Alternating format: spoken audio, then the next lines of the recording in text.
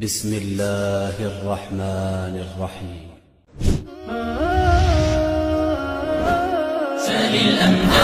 সংশয় নিরসন সিরিজ,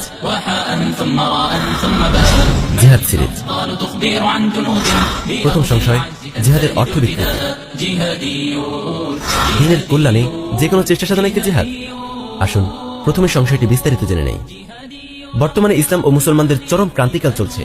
সম্মিলিত কুফার বাহিনীর হিংস্র থাবা দিন ও মুমিনদেরকে ক্ষত বিক্ষত করে চলছে পৃথিবীর প্রান্তে প্রান্তে। এমত অবস্থায় ইসলাম ও মুসলমানদের হেফাজতের জন্য আল্লাহ প্রদত্ত একমাত্র হাতিয়ার জিহাদ ফি সাবিলিল্লাহ যখন অপরিহার্য হয়ে উঠেছে, ঠিক তখনই একদল ভীতু ও দুনিয়ালোভী আলেম জিহাদের সঙ্গ পরিচয় বিকৃত করে সাধারণ মুসলমানদেরকে বিভ্রান্ত করার অপচেষ্টায় মেতে উঠেছে। তারা বলছে জিহাদ অর্থ কঠোর চেষ্টা ও সাধনা করা। দ্বীনের পথে যে কোনো মেহনতি জিহাদ, তালিম, তাবলিগ ও তাজকিয়া সহ সকল ইবাদতে জিহাদের অন্তর্ভুক্ত। অনেকে পুরো বিষয়টিকে আরো একটু সাজিয়ে গুছিয়ে এভাবে পেশ করেন, মুমিনের জীবনের সঙ্গে জিহাদ ওতপ্রোতভাবে জড়িত।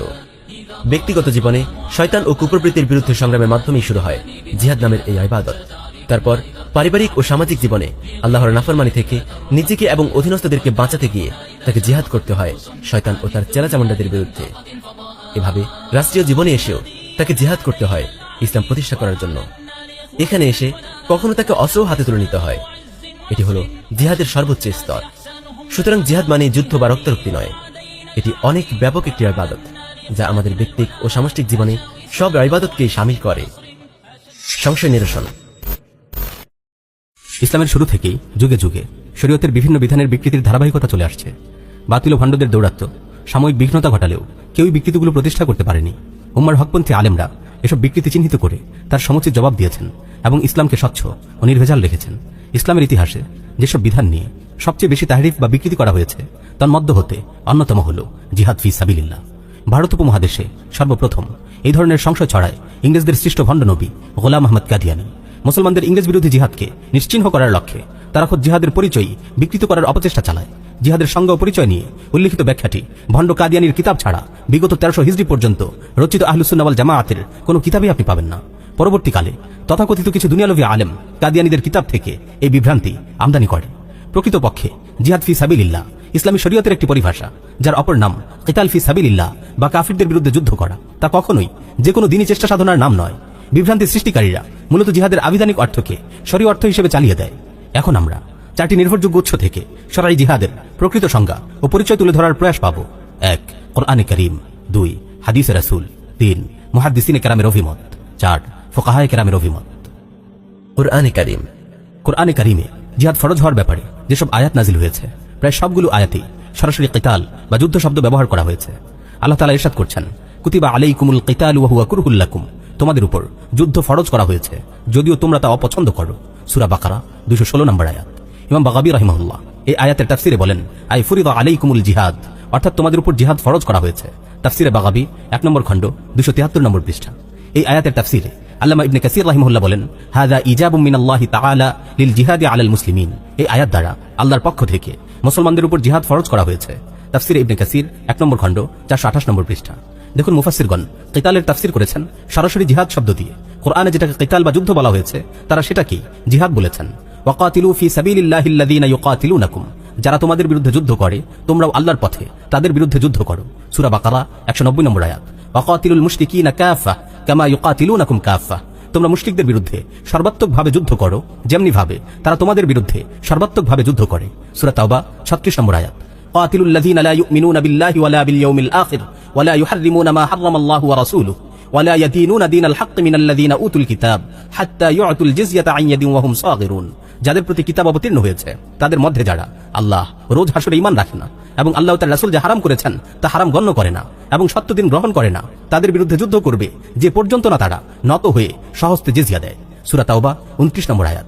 ওয়াকাতিলুহুম হাত্তা লা তাকুনা ফিতনাহ ওয়া ইয়াকুনা আদ-দীনু কুল্লুহু লিল্লাহ, আর তোমরা কাফিরদের বিরুদ্ধে যুদ্ধ করতে থাকো যতক্ষণ না ফিতনার অবসান হয় এবং দিন পরিপূর্ণভাবে আল্লাহর জন্য হয়ে যায়। সূরা আনফাল 39 নম্বর আয়াত।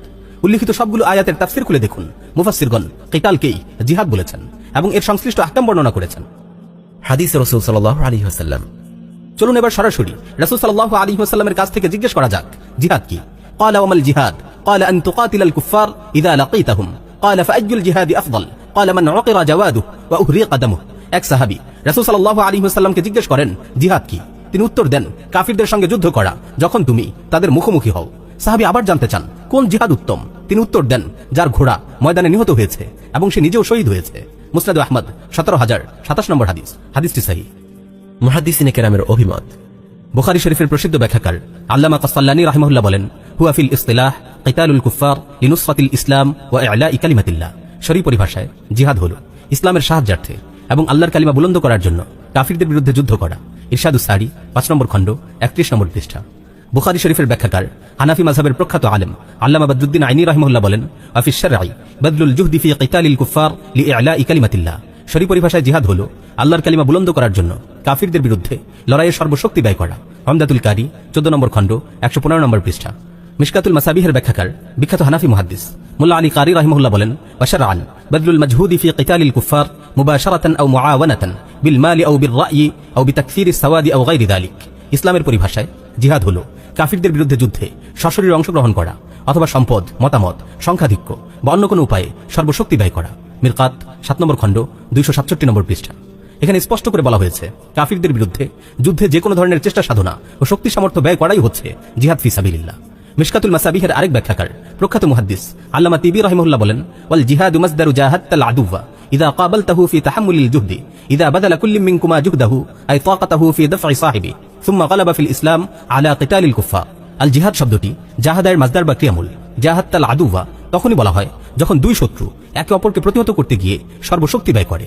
ইসলামী পরিভাষায় শব্দটি কাফিরদের বিরুদ্ধে যুদ্ধের অর্থে প্রতিষ্ঠিত হয়। শারহুত তিবি 7 নম্বর খণ্ড 325 নম্বর পৃষ্ঠা। ফুকাহায়ে কেরামের অভিমত। প্রথমে আমরা জিহাদ সম্পর্কে হানাফি মাযহাবের শ্রেষ্ঠ ইমামদের মতামত জানব। আল্লামা আলাউদ্দিন কাসানী রাহিমাহুল্লাহ বলেন, ওয়া ফি উরফি শারঈ ইস্তা'মালু ফি বাদলিল উস'i ওয়াত তাকাতি বিল কিতালি ফি সাবিলিল্লাহি আযজা ওয়া জাল বিন নাফসি ওয়াল মালি ওয়াল লিসান আও গায়রি যালিক আও আল মুবালাগাতি ফি যালিক। শরীয়তের পরিভাষায় জিহাদ হচ্ছে আল্লাহর রাস্তায় যুদ্ধ করতে গিয়ে জানমাল, জবান ইত্যাদির মাধ্যমে সর্বশক্তি ব্যয় করা। বাদায়ুস সানা' 7 নম্বর খণ্ড 98 নম্বর পৃষ্ঠা। আল্লামা মুহাম্মদ বিন আলী হাসকাফি হানাফি রাহিমাহুল্লাহ বলেন, আদ-দুআউ ইলা দ্বীনিল হক ওয়া কিতালু মান লাম ইয়াকবালহু। জিহাদ হলো সত্য দ্বীনের দিকে আহ্বান করা এবং যে কবুল করবে না তার বিরুদ্ধে যুদ্ধ করা। আদ-দারুল মুখতার 1 নম্বর খণ্ড 329 নম্বর পৃষ্ঠা।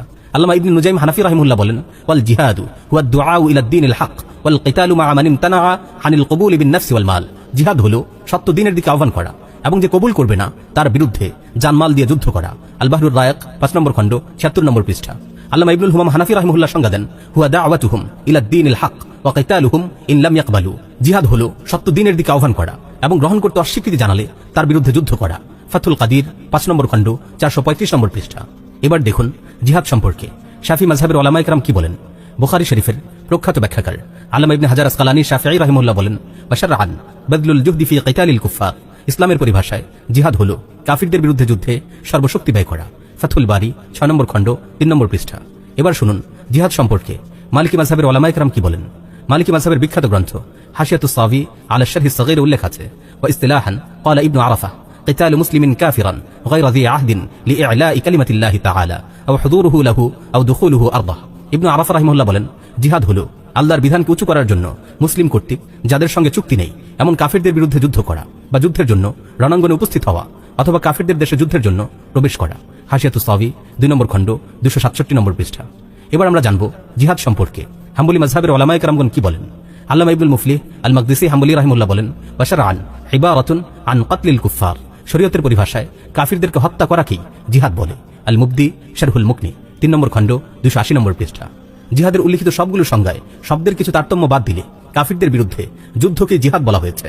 যুগে যুগে মুসলমানগণ জিহাদের এই অর্থই বুঝেছেন দ্বীনের পথে যে কোনো মেহনতি জিহাদ নয়, তালিম, তাবলীগ, তাজকিয়া সহ অন্যান্য যে কোনো ইবাদতি জিহাদ নয়। জিহাদ হলো কেবল কাফিরদের বিরুদ্ধে যুদ্ধ এবং যুদ্ধ সংশ্লিষ্ট অন্যান্য কর্মকাণ্ড। এবার আমরা 4টি আলাদা পয়েন্ট থেকে সংশয়টি নিরসন করার প্রয়াস পাব। প্রথম পয়েন্ট, রাসূল সাল্লাল্লাহু আলাইহি ওয়াসাল্লামের যুগে যখন মদিনার অলিগলিতে হাইয়া আলাল জিহাদ, এসো জিহাদের দিকে, এই আহ্বান উচ্চকিত হতো, তখন সাহাবাগণ সালাত, সিয়াম, যাকাত ইত্যাদি ইবাদতের দিকে দৌড়াতেন না, তালিম ও আত্মশুদ্ধিতে আত্মনিয়োগ করতেন না, কিংবা কলম নিয়ে ছুটে এসে বলতেন না, ইয়া রাসূলুল্লাহ কোন বিষয়ে প্রবন্ধ লিখতে হবে, কি সম্বন্ধে গ্রন্থ রচনা করতে হবে, বরং সবাই ঢাল, তরবারি, তীর, ধনুক, বর্ষা নিয়ে বেরিয়ে পড়তেন। যুগে যুগে উম্মার ইমামগণ জিহাদের এই অর্থই বুঝেছেন। ইমাম বুখারী ইমাম মুসলিম, ইমাম তিরমিজি সহ সমস্ত মুহাদ্দিসিনে কেরাম তাদের কিতাবে জিহাদ অধ্যায়ে কেবল সশস্ত্র যুদ্ধ বিষয়ক হাদিসগুলো এনেছেন। ঘোড়া, তরবারি, গনিমত, যুদ্ধের প্রশিক্ষণ, ইতানের ফজিলত, মুজাহিদের মর্যাদা, শাহাদাতের তামান্না, যুদ্ধে বাহাদুরি প্রদর্শন, জিহাদে উদ্বুদ্ধকরণ, গোয়েন্দাগিরি, সমর কৌশল, জিহাদের আহকাম ইত্যাদি বিষয়গুলোই এতে স্থান পেয়েছে। এগুলো ছাড়া তালিম, আত্মশুদ্ধি, তাবলীগ বা অন্য কোনো ইবাদতের আলোচনা এসব অধ্যায় করা হয়নি। একইভাবে সমস্ত ফিকহের কিতাবে কিতাবুল জিহাদ বা জিহাদ অধ্যায়ে উম্মার ফকিহগণ কিতাল বা যুদ্ধের আলোচনাই করেছেন। দেশ দারুল ইসলাম থেকে দারুল হার্ব কিভাবে হয়, যুদ্ধে কাদের হত্যা করা যাবে, কোন ধরনের হামলা করা বৈধ, গনিমত, ফাই, জিজিয়া ইত্যাদির আহকাম এতে সন্নিবেশিত হয়েছে। তালিম, তাবলীগ, তাজকিয়া বা অন্য কোনো ইবাদতের আলোচনা এতে স্থান পায়নি। দীর্ঘ 1300 বছর পর্যন্ত জিহাদের এই অর্থই উম্মত বুঝেছে এবং আমল করেছে। পরবর্তীকালে উপমহাদেশে ওলামায়ে কেরামের ইংরেজ বিরোধী জিহাদকে নস্যাৎ করার জন্য অভিশপ্ত কাদিয়ানীরা জিহাদের অর্থ বিকৃত করতে শুরু করে। তারা বক্তৃতা, বিবৃতি ও লেখালেখির মাধ্যমে প্রচার চালাতে থাকে যে দিনের কল্যাণে যে কোনো মেহনতি জিহাদ দুঃখের বিষয়। কালের বিবর্তনে তাদের সেই বিকৃতি অনেক হকপন্থী আলেমরাও গ্রহণ করে বসে। দ্বিতীয় পয়েন্ট, প্রকৃতপক্ষে ইসলামের পরিভাষাগুলোকে যদি আবিধানিক অর্থে প্রয়োগ করা হয় তবে কোনো ইবাদতেরই অস্তিত্ব থাকবে না। কয়েকটি উদাহরণের মাধ্যমে বিষয়টি স্পষ্ট করা যাক। সালাতের আবিধানিক অর্থ নিতম্ব হেলানো, দোয়া করা, দরুদ পড়া ইত্যাদি। এখন কেউ যদি বলে নিতম্ব দোলানাও সালাত, দোয়া করাও সালাত, দরুদ পড়াও সালাত, তাহলে সেটা কি গ্রহণযোগ্য হবে? কেউ যদি এসব করে তবে কি আপনি বলবেন সে সালাত আদায় করে ফেলেছে, অথচ আবিধানিকভাবে তিনি একজন মুসল্লি বা সালাত আদায়কারী? সওমের আবিধানিক অর্থ বিরত থাকা। এখন কেউ যদি ঘণ্টাখানেক খানাবেনা থেকে বিরত থাকে তাকে কি রোজাদার বলা হবে, অথচ আবিধানিকভাবে তিনি একজন সওম পালনকারী? হজের আবিধানিক অর্থ ইচ্ছা করা, মনস্থ করা। এখন কেউ যদি যে কোনো কিছু করার ইচ্ছে করে তাকে কি আপনি হাজি বলবেন, অথচ আবিধানিক দৃষ্টিকোণ থেকে তিনি একজন হাজি? সুতরাং বোঝা গেল জিহাদের আবিধানিক অর্থ বলে পারিভাষিক অর্থের মধ্যে সংশয়, সন্দেহ ও ব্যাপকতা সৃষ্টি করার অপচেষ্টা দিনের একটি সুস্পষ্ট বিকৃতি এবং আল্লাহর বিধানের বিরুদ্ধাচারণের নামান্তর। তৃতীয় পয়েন্ট, দাওয়াত, তালিম, তাবলীগ, তাজকিয়া, রাজনীতি, নির্বাচন, মিছিল সবকিছুকে যারা জিহাদ বলে চালিয়ে দেয় তারা মূলত জিহাদের শাব্দিক অর্থের আশ্রয় নিয়ে সুচতুরভাবে মানুষকে বিভ্রান্ত করে। জিহাদ শব্দের আবিধানিক অর্থ সম্পর্কে আল্লামা ইবনুল আসির রাহিমাহুল্লাহ আন-নিহায়াতে বলেন, হুয়াল মুবালাগাতু ওয়া ইস্তিফরাগুল ওয়াস'i ওয়াত তাকাতি মিন কাউলিন আও ফি'লিন, কথা বা কর্মে সর্বোচ্চ সামর্থ্য শক্তি ব্যয় করা। আন-নিহায়া 157 নম্বর পৃষ্ঠা। আর পারিভাষিক অর্থ নিয়ে আমরা পূর্বে বিস্তারিত আলোচনা করেছি। কোরআন শরীফের বেশ কয়েকটি আয়াতে জিহাদ শব্দটি তার আবিধানিক অর্থে ব্যবহৃত হয়েছে। এই আয়াতগুলো দেখে অনেকেই এইভাবে বিভ্রান্ত হন যেখানে তো দাওয়াত ও তাবলীগকেও জিহাদ বলা হয়েছে। অতএব জিহাদ মানি কেবল সশস্ত্র যুদ্ধ বা যুদ্ধ সংশ্লিষ্ট কর্মকাণ্ড নয়, জিহাদ দিনের সকল ইবাদতকে ধারণ করে। যেমন কোরআন শরীফ এসেছে, ফালা তুতি'ল কাফিরিন ওয়াজাহিদহুম বিহি জিহাদান কাবীরা।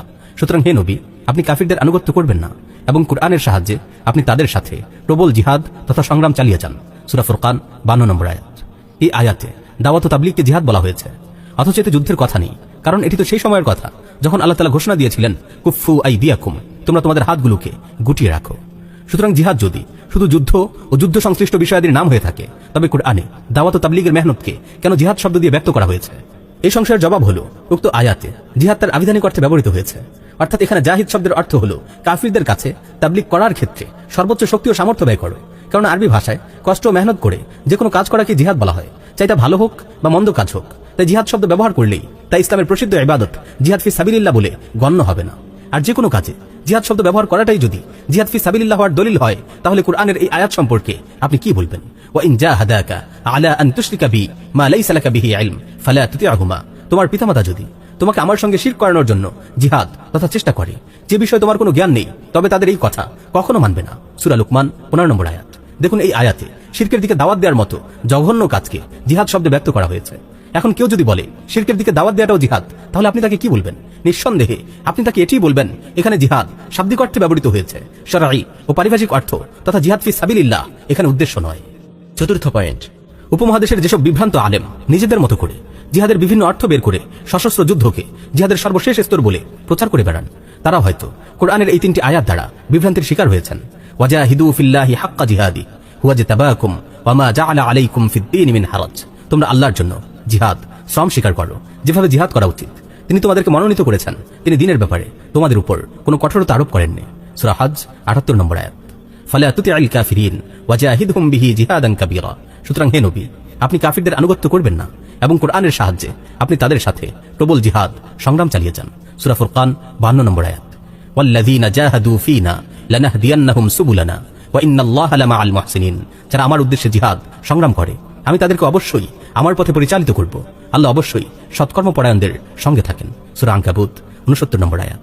এই আয়াত তিনটিতে জিহাদ শব্দটি তার আবিধানিক অর্থে এসেছে, অর্থাৎ এসব আয়াতে জিহাদ মানে সর্বাত্মক চেষ্টা, প্রচেষ্টা ও কঠোর পরিশ্রম করা। এর অর্থ কোনোভাবেই শরীয়তের বিধান জিহাদ ফি সাবিলিল্লাহ নয়। ইসলামের দ্বিতীয় রোকন সালাত দিয়ে বিষয়টি বোঝানো যায়। সালাত শব্দটি কোরআনের 3টি জায়গায় ভিন্ন ভিন্ন অর্থে ব্যবহৃত হয়েছে। ওয়ালা তুসাল্লি আলা আহাদিম মিনহুম মাতা আবাদা ওয়ালা তাকুম আলা কবরি। আর তাদের মধ্যে কারো মৃত্যু হলে তার উপর কখনো সালাত, জানাজার নামাজ আদায় করবেন না এবং তার কবরের পাশে দাঁড়াবেন না। সূরা তাওবা 84 নম্বর আয়াত।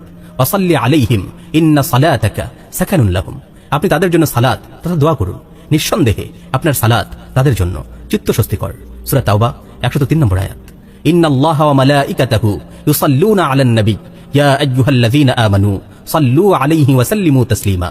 আল্লাহ নবীর প্রতি সালাত তথা রহমত প্রেরণ করেন এবং তার ফেরেশতাগণ নবীর প্রতি সালাত তথা দরুদ প্রেরণ করেন। হে মুমিনগণ, তোমরা নবীর প্রতি সালাত তথা দরুদ প্রেরণ করো এবং তাকে যথাযথভাবে সালাম জানাও। সূরা আহজাব 56 নম্বর আয়াত। এই আয়াতগুলোতে সালাত বিভিন্ন অর্থে ব্যবহৃত হয়েছে, যেমন জানাজার নামাজ, দোয়া, দরুদ, রহমত ইত্যাদি। এখন কেউ যদি বলে কিয়াম কিরাত, রুকু সিজদাওয়ালা সালাতই একমাত্র সালাত নয়, বরং সালাতের বিভিন্ন স্তর আছে, যেমন দোয়া, রহমত, দরুদ ইত্যাদি, আর এর সর্বোচ্চ স্তর হলো রুকু সিজদাওয়ালা নামাজ, তবে এই কথাটি কি গ্রহণযোগ্য হবে? কখনো হবে না। দোয়া, রহমত, দরুদ এসব কোনোভাবেই শরীয়তের ফরজ বিধান, সালাতের বিভিন্ন স্তর নয়। একটি সতর্কবার্তা, আমাদের মনে রাখতে হবে জিহাদ জরুরিয়াতি দিনের অন্তর্ভুক্ত, আর এই কথার উপর উম্মতের ইজমা কায়েম হয়েছে। জরুরিয়াতি দিনের মধ্যে এমন কোন তাবিল করা কুফর যে তাবিলের দ্বারা তার ওই সুরত বাকি থাকে না, যা তাওয়াতুরের দ্বারা প্রমাণিত। সুতরাং জিহাদের অর্থকে যারা ব্যাপক করছে কিংবা জিহাদ নয় এমন আমলকেও শরীর জিহাদ বলে অপপ্রচার চালাচ্ছে, এমন গর্হিত কর্মকাণ্ড তাদেরকে কুফর পর্যন্ত পৌঁছে দিতে পারে। হযরত আবু বকর সিদ্দিক রাদিয়াল্লাহু তাআলা আনহু যাকাতে তাবিলকারী ও বিকৃতি সাধনকারীদেরকে মুরতাদ ঘোষণা করে তাদের বিরুদ্ধে জিহাদ পরিচালনা করেছিলেন। আল্লাহ তাআলা আমাদেরকে বোঝার ও আমল করার তৌফিক দান করুন। আমিন।